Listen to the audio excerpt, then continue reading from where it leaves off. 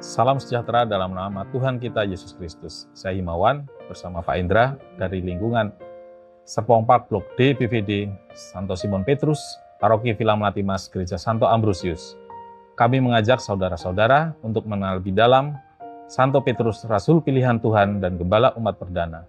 Dalam blog ini, mari kita belajar dalam perjuangan dan keteguhannya agar kita berani menjawab panggilan Kristus di tengah dunia kita sekarang ini. Santo Petrus adalah teladan iman yang hidup, kesaksian yang jujur, dan keberanian mewartakan Kristus. Walaupun penuh kelemahan, mari kita belajar dari hidupnya, lebih tekun dalam doa, berani bersaksi, dan aktif mewartakan kasih Kristus di lingkungan kita.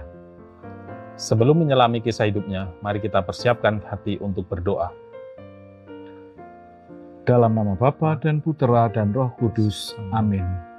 Tuhan yang Maha Bijaksana, datanglah Roh-Mu agar kami mampu memahami dan meneladani Santo Petrus yang menjadi batu karang gereja-Mu dan yang setia sampai akhir meski jatuh dan bangkit kembali. Bimbinglah kami untuk setia dalam iman dan berani dalam kesaksian. Amin. Dalam nama Bapa dan Putera dan Roh Kudus. Amin. Simon yang kemudian bernama Petrus lahir di Betsaida, Galilea, putra Yonah dan saudara Andreas dari profesi nelayan. Ia dipanggil oleh Yesus bersama saudaranya saat sedang menebar jala. Jangan takut, mulai dari sekarang engkau akan menjadi penjala manusia. Lukas 5 ayat 10. Dari nelayan sederhana, ia dipilih menjadi salah satu dari 12 rasul.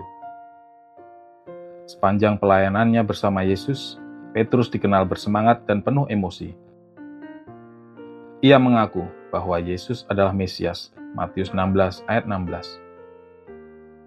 Namun juga menyangkal dia 3 kali, Lukas 22 ayat 61-62.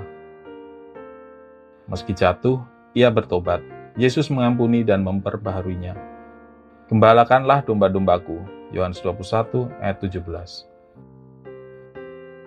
Setelah Kristus naik ke surga, Petrus memimpin gereja, mulai membaptis, berkhotbah, dan menetapkan gereja perdana.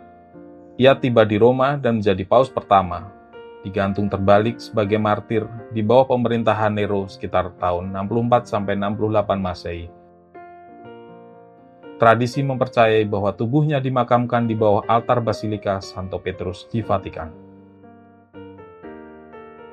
Petrus dikenal sebagai rasul yang berani mengambil risiko, seperti ketika ia berjalan di atas air dan berkata kepada Yesus, "Engkaulah Mesias, Anak Allah yang hidup." Setelah kebangkitan Kristus, ia dipilih untuk memimpin umat, memperlihatkan pertumbuhan iman dari keraguan, kesetiaan, hingga pengorbanan hidup untuk gereja.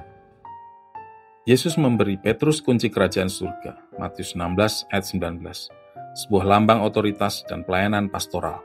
Sebagai paus pertama, ia menjadi pelindung seluruh gereja, melindungi kebenaran Injil dan menegakkan ikatan suci di tengah penganiayaan dan kesesakan. Hidup Petrus mengajak kita untuk berani mengambil langkah iman meski takut, bertobat setelah jatuh, dan tanpa ragu kembali ke jalan Tuhan. Dalam keseharian, saat membuat keputusan sulit, menghadapi keraguan, atau menghadapi konflik, kita dipanggil untuk percaya, bertumbuh, dan setia. Tuhan, Engkau tahu segala sesuatu. Engkau tahu bahwa aku mengasihi Engkau. Yohanes 21 ayat 17. Santo Petrus mengajarkan kita bahwa iman bukan tanpa kesalahan, tetapi dipulihkan dalam kasih Tuhan. Mari kita menjadi saksi Kristus, tidak sempurna namun setia. Bagikan vlog ini agar semakin banyak yang terinspirasi dan terima kasih atas kebersamaan. Semoga iman kita semakin kuat dan bertumbuh. Semoga teladan Santo Petrus, sang batu karang gereja, memberi kita keberanian berani bertobat, iman teguh dan semangat pelayanan yang tak pernah padam. Dominus vobiscum et cum spiritu tuo.